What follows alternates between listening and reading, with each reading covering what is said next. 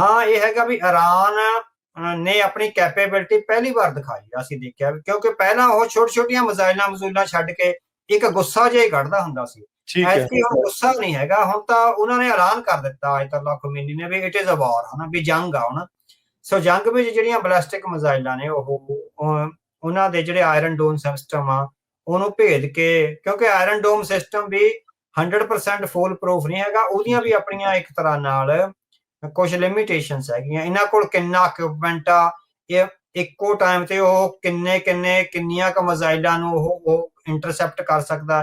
ਹੁਣ ਜੇ ਹਜ਼ਾਰਾਂ ਹੀ ਮਜ਼ਾਇਲਾਂ ਆ ਜਾਣ, ਫਿਰ ਜੇ ਆਇਰਨ ਡੋਮ ਦੀ ਕੈਪੇਬਿਲਿਟੀ 200-400 ਮਜ਼ਾਇਲਾਂ ਵਨ ਸਾ ਟਾਈਮ ਕਰਨ ਦੀ ਹੈ ਤਾਂ ਉਹਦੇ ਚੋਂ ਬਾਕੀ ਤਾਂ ਫਿਰ ਨਿਕਲਣਗੀਆਂ ਨਾ। ਸੋ ਹੈਗਾ ਵੀ ਉਹਦੀ ਕੈਪੇਬਿਲਿਟੀ, ਉਹਦੀ ਟੈਕਨੀਕੈਲਿਟੀ ਔਰ ਫਿਰ ਉਹਦਾ ਜਿਹੜੇ ਇਕਨੋਮਿਕ ਰਿਸੋਰਸਿਸ ਆ, ਉਹ ਬਹੁਤ ਕੁਛ ਹੈ ਜਿਹੜੇ ਕੰਮ ਕਰਦੇ ਹੈਗੇ ਆ। ਈਰਾਨ ਹਲੇ ਵੀ ਅਸੀਂ ਕਹਿ ਸਕਦੇ ਵੀ ਇੰਨਾ ਕੈਪੇਬਲ ਨਹੀਂ ਹੈ, ਪਰ ਜਿੰਨਾ ਕੁ ਉਹ ਕਰ ਰਿਹਾ ਹੈ ਹੁਣ ਤੱਕ ਅਸੀਂ ਦੇਖ ਰਹੇ ਹਾਂ, ਉਹਨੇ ਆਪਣੀ ਕੈਪੇਬਿਲਿਟੀ ਤੋਂ ਵੱਧ ਦਾ ਮੁਜ਼ਾਹਰਾ ਜਿਹੜਾ ਕਰਿਆ। ਸੋ ਅਸੀਂ ਹੈਰਾਨ ਆ, ਮੈਂ ਨਿੱਜੀ ਤੌਰ ਤੇ ਵੀ ਹੈਰਾਨ ਆ। ਮੈਂ ਈਰਾਨ ਨੂੰ ਇੰਨਾ ਨਹੀਂ ਸੀ ਸਮਝਦਾ ਵੀ ਉਹ ਇੰਨਾ ਕੈਪੇਬਲ ਹੋਵੇਗਾ, ਪਰ ਵਾਕਈ ਅੱਜ ਪਿਛਲੇ 4-5 ਦਿਨਾਂ ਤੋਂ ਜਿਸ ਕਿਸਮ ਦਾ ਉਹਨਾਂ ਨੇ ਇਜ਼ਰਾਈਲ ਵਿੱਚ ਤਬਾਹੀ ਲਿਆਂਦੀ ਹੈਗੀ, ਉਹ ਦੱਸ ਰਿਹਾ ਹੈਗਾ ਵੀ ਅਸੀਂ ਕਿਤੇ ਨਾ ਕਿਤੇ ਕੁਛ ਨਾ ਕੁਛ ਹਮਲਾ, ਜਿਹੜਾ ਮੋੜਵਾਂ ਹਮਲਾ ਕਰਨ ਦੇ ਕਾਬਿਲ ਹੈਗੇ ਆ। ਸੋ ਜਿਹਦੇ ਕਰਕੇ ਹੁਣ ਥੋੜਾ ਹੈਗਾ ਇਜ਼ਰਾਈਲ ਵੀ ਅੱਜ ਦੀ ਡੇਟ 'ਚ ਤੁਹਾਨੂੰ ਦੇਖਿਆ ਵੀ ਥੋੜੇ ਹਮਲੇ ਘਟੇ ਹੈਗੇ ਆ। ਹੁਣ ਅਗਲੇ ਦਿਨਾਂ ਦੌਰਾਨ ਅਮਰੀਕਾ ਦੀ ਸਹਾਇਤਾ ਨਾਲ ਵੱਧ ਜਾਣ ਤਾਂ ਕਹਿ ਨਹੀਂ ਸਕਦੇ, ਪਰ ਅੱਜ ਜਿਹੜਾ ਇਜ਼ਰਾਈਲ ਦਾ ਹਮਲਾ ਥੋੜਾ ਪਿੱਛੇ ਹੋਇਆ ਹੈਗਾ। ਹੁਣ ਈਰਾਨ ਹਲੇ ਥੋੜਾ ਭਾਰੂ ਆ ਮੀਡੀਆ 'ਚ ਵੀ, ਤੇ ਉਸ ਤਰ੍ਹਾਂ ਵੀ ਜਿਹੜਾ ਭਾਰੂ ਨਜ਼ਰ ਆ ਰਿਹਾ। ਜੀ ਜੀ। ਅੱਛਾ, ਆਇਰਨ ਡੋਮ ਸਿਸਟਮ ਨੂੰ ਈਰਾਨ ਨੇ ਕਿਵੇਂ ਭੰਨ ਦਿੱਤਾ, ਇਹ ਅਜਿਹਾ ਵਾਪਰ ਕਿੱਦਾਂ ਜਿਹੜਾ ਹੋ ਗਿਆ? ਜੇ ਤੁਹਾਡੇ ਕੋਲ ਹੋਰ ਇਸ ਦੇ ਬਾਰੇ ਕੁਛ ਹੈਗੀ ਆ ਤਾਂ ਤੁਸੀਂ ਥੋੜੀ ਹੋਰ ਚਰਚਾ ਕਰਕੇ ਦੱਸੋ, ਕਿਉਂਕਿ ਆਮ ਲੋਕਾਂ ਦੇ ਵਿੱਚ ਵੀ ਤੇ ਇਜ਼ਰਾਈਲ ਵਾਲੇ ਵੀ ਇਹੀ ਮੰਨਦੇ ਸੀ ਵੀ ਇਹ ਭਿੰਨ ਹੈਗਾ, ਵੀ ਇਸ ਨੂੰ ਤੋੜਿਆ ਨਹੀਂ ਜਾ ਸਕਦਾ।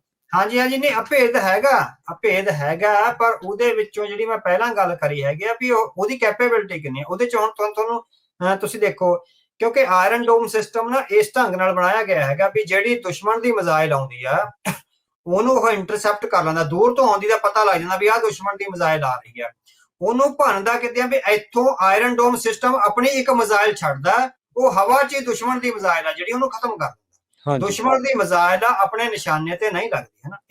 ਇਹ ਸਿਸਟਮ ਆ ਜਿਹੜਾ ਸ਼ੀਲਡ ਦਾ ਸਿਸਟਮ ਹੈਗਾ।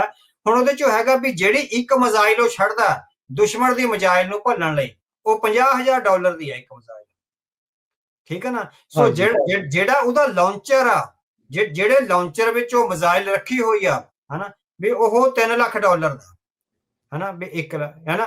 ਉੱਤੇ ਉਹਦਾ ਜਿਹੜਾ ਬੈਕਅਪ ਹੈਗਾ ਨਾ, ਸੋ ਉਹ ਇੱਕ ਤਾਂ ਮਿਜ਼ਾਈਲ ਹੋ ਗਈ $50,000 ਦੀ, ਉਹਦਾ ਲਾਂਚਰ $3 ਲੱਖ ਦਾ ਹੈਗਾ, ਉਹਦਾ ਬੈਕਅਪ ਪ੍ਰੋਗਰਾਮ ਕਹਿੰਦਾ ਵੀ $1 ਬਿਲੀਅਨ ਦਾ ਹੈਗਾ।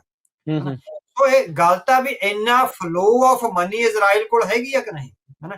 ਜਦੋਂ ਤੇ ਉਹਦੀਆਂ ਕੈਪੇਬਿਲਿਟੀਜ਼ ਹੋਣਗੀਆਂ ਵੀ ਇੱਕ ਟਾਈਮ ਤੇ 100 ਜਾਂ 200 ਮਿਜ਼ਾਈਲ ਨੂੰ ਇੰਟਰਸੈਪਟ ਕਰ ਲੈਂਦਾ। ਜੇ 100 ਜਾਂ 200 ਤੋਂ ਵੱਧ ਮਿਜ਼ਾਈਲਾਂ ਆ ਰਹੀਆਂ ਹੈਗੀਆਂ ਨੇ ਤੇ ਉਹਦੇ ਚੋਂ ਫਿਰ ਲਗਾਤਾਰ ਕੀ ਇੰਨਾ ਫਲੋ ਆਫ ਮਨੀ ਵੀ ਉਹ ਹਰ ਇੱਕ ਮਿਜ਼ਾਈਲ $50,000 ਦੀ ਆ ਜਿਹਨੇ ਡਿਫਿਊਜ਼ ਕਰਨਾ, ਵੀ ਕੀ ਉਹਨਾਂ ਕੋਲ ਇੰਨੀਆਂ ਮਿਜ਼ਾਈਲਾਂ ਹੈਗੀਆਂ ਨੇ ਵੀ ਉਹ ਦੁਸ਼ਮਣ ਦੀ ਜੇ 1000 ਮਿਜ਼ਾਈਲ ਆਉਂਦੀ ਆ ਤੇ ਉਹਨੂੰ 50 ਨਾਲ ਲਾ ਲਓ, ਸਿਰਫ ਮਿਜ਼ਾਈਲ ਦੀ ਆ, ਫਿਰ $3 ਲੱਖ ਦਾ ਜਿਹੜਾ ਉਹਦਾ ਲਾਂਚਰ ਸਿਸਟਮ ਹੈਗਾ, ਤੇ ਫਿਰ $1 ਮਿਲੀਅਨ ਦੀ ਆ ਜਿਹੜੀ ਉਹਦੀ ਬੈਕਅਪ ਪਲਾਨ ਹੈਗੀ ਆ, ਉਹਦਾ ਜਿਹੜਾ ਆਪਾਂ ਕਹਿ ਸਕਦੇ ਆ ਉਹਦਾ ਰਡਾਰ, ਉਹਦਾ ਏਰੀਅਲ ਸਿਸਟਮ, ਉਹਦੇ ਨਾਲ ਜਿਹੜਾ ਇਨਫਰਾਸਟ੍ਰਕਚਰ ਜੁੜਿਆ, ਉਹਨੂੰ ਚਲਾਉਣ ਵਾਲੇ ਬੰਦੇ, ਮਤਲਬ ਕਿ ਇਹ ਬਹੁਤ ਕੁਛ ਆ। ਇਸੇ ਕਰਕੇ ਆ ਵੀ ਉਹਨਾਂ ਨੇ ਜਿਹੜੀ ਬਾਛੜ ਕਰੀ ਆ, ਉਹ ਬਾਛੜ ਵਿੱਚੋਂ ਫਿਰ ਜਿਹੜੀਆਂ ਮਿਜ਼ਾਈਲਾਂ ਨੇ ਉਹ ਸਾਰੀਆਂ 100% ਇੰਟਰਸੈਪਟ ਨਹੀਂ ਹੋਈਆਂ, ਕਿਉਂਕਿ ਇਜ਼ਰਾਈਲ ਕੋਲ ਟੈਕਨੋਲੋਜੀ ਹੈਗੀ ਆ, ਪਰ ਉਸ ਟੈਕਨੋਲੋਜੀ ਦੀ ਬੈਕਅਪ ਲਈ ਇੰਨੇ ਪੈਸੇ $50,000 ਦੀ ਇੱਕ ਮਿਜ਼ਾਈਲ ਸਿੱਟਣੀ,